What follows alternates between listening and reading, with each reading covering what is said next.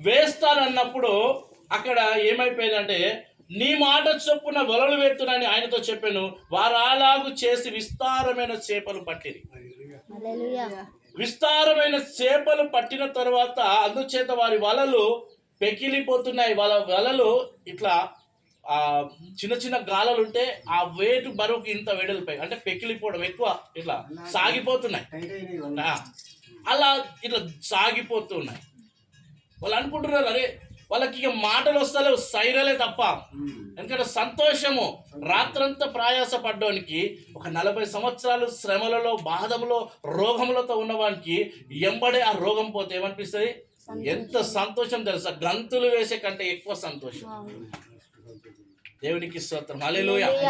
ఈరోజు రాత్రంతా శ్రమపడ్డారు, ఏమీ దొరకలేదు. ఆ వలలన్నీ ఖాళీగా ఉన్నాయి. కడుక్కొని శుభ్రం చేసి పెట్టుకున్న వలలను తిరిగి మళ్ళా వేసినప్పుడు విస్తారమైన చేపలు ఆ వలలలో నిండిపోతున్నాయి. దేవునికి స్తోత్రం. ఆ వలలలో నిండిపోతున్నాయి విస్తారమైన చేపలు.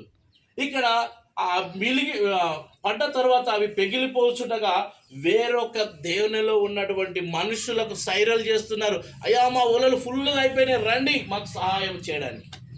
దేవునికి స్తోత్రం. మన ఆశీర్వాదము పొంగి పొర్లిన తర్వాత మనం కూడా అంటాం, అయ్యా నాకు ఈ ఆశీర్వాదం చాలు తండ్రి, నా పక్కలకు కూడా ఇచ్చాడు. దేవునికి స్తోత్రం. అక్కడ అంటున్నారు వాళ్ళ పాలివారు అని చెప్పబడుతున్నారు. మనకు కూడా పాలలు ఉంటాం. ఇప్పుడు నేను మార్చబడ్డాను, నా అన్నదమ్ములు మార్చబడాలని ప్రార్థన చేస్తున్నాను. నేను మార్చబడ్డాను, నా కుటుంబంలో ఉన్నటువంటి బంధువులందరూ మార్చబడాలని ప్రార్థన చేస్తున్నాను. ఇక్కడ కూడా ఈ సీమోను అనేటైనా మరి ఆయన పడవ మొత్తం పూర్తిగా నిండిపోయినాయి. వాళ్ళ ఒలలు గుంజడానికి చేతనైతలేదు వాళ్ళకి, ఎందుకంటే చాలా పడ్డాయి కాబట్టి. ఆ గుంజడానికి చేతనైతలేదు అంటున్నారు. వాళ్ళకి సైరలు చేస్తున్నారు, రండి రండి అని చేయి సైరలు చేస్తున్నారు. ఎందుకంటే సంతోషంలో మాట కూడా వస్తలేదు. వాళ్ళు అనుకున్నారు మా జీవితం ఇంతే, మేము ఆశీర్వాదం లేదు, మా జీవితంలో ఎప్పుడు కూడా ఆశీర్వదించబడము అని అనుకున్నటువంటి స్థానములో దేవుని యొక్క కృప ద్వారా, దేవుని యొక్క మాట ద్వారా అక్కడ అనేక చేపలు వారికి దొరికినట్టుగా మనం చూస్తూ ఉన్నాం. అందుని బట్టి దేవునికి మహిమ కలుగును గాక. మరి ఈరోజు ఇంకొక మాట మనం కిందికి చూస్తే, చదువురా కిందికి. ఏలయనగా వారు పట్టిన చేపల రాశికి అతడును అతనితో కూడానున్న వారందరూ విస్మయముందిరి. అలాగున ఆశ్చర్యపడుతున్నారు. విస్మయం ఉండడం అంటే ఆశ్చర్యం. ఏంటి? ఎప్పుడు రాజుగారు చెరువుకు వెళ్ళినప్పుడు ఏదో చిన్న బుట్టలో 4-5 చేపలు పడేటి. ఈరోజు ట్రాక్టర్ నిండి వస్తున్నాయి. దేవునికి స్తోత్రం. ఊరంతా పరిశాన్ అవుతుంది.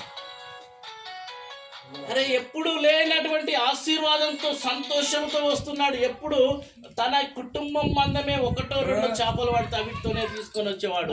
ఈరోజు ట్రాక్టరు బండిల్లో తీసుకొని వస్తున్నాడు చేపలు. దేవునికి స్తోత్రం, హల్లెలూయా. అంటే మన యొక్క ఆశీర్వాదము దేవుడు అలా చేయబోతున్నాడు.